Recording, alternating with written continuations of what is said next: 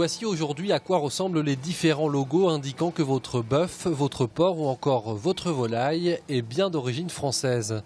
Des logos tous différents les uns des autres, résultat dans les rayons, c'est un peu la confusion. Je pense qu'on est en train de perdre de consommateurs en fait. Fin 2014, les choses vont changer. Toutes ces barquettes, d'origine française bien sûr, porteront une de ces étiquettes. La nature de la viande y sera précisée, mais à l'œil, le logo sera identique. Il y a tellement d'appellations qu'effectivement, oui, ça peut tout à fait simplifier. Ouais. Au moins, on n'est pas perdu, quoi. On s'y retrouve facilement. Je pense que ça peut être une bonne opération. Autre nouveauté, et pas des moindres, si aujourd'hui la viande doit être née, élevée et abattue sur le territoire pour être d'origine française, eh bien avec ce futur label, la viande devra en plus être transformée en France.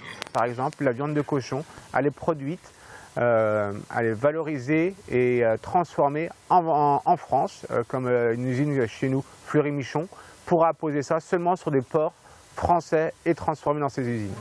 Du côté des éleveurs, on se réjouit de ce nouveau label, particulièrement ici où on ne produit pas uniquement de la viande bovine. Chez nous, c'est d'autant plus important d'avoir un logo commun à toutes les viandes parce que c'est vrai qu'on produit à la fois du canard et à la fois de la viande. Et demain, l'ensemble de notre production sera valorisé et sera reconnu sous le même logo.